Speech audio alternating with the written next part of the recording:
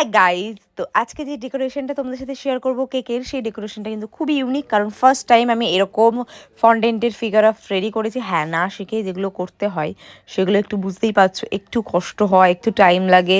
মানে বিশেষ করে প্রচুর প্রচুর টাইম লেগেছে এই ফন্ডেন্ট ফিগার আপের জন্য। অ্যান্ড আমার কিন্তু বোন সবসময় হেল্প করে, অ্যান্ড এখানেও কিন্তু ও হেল্প করেছে। হ্যাঁ, এই ডিজাইনটা কিন্তু আমি এক জায়গা থেকে নিয়েছি।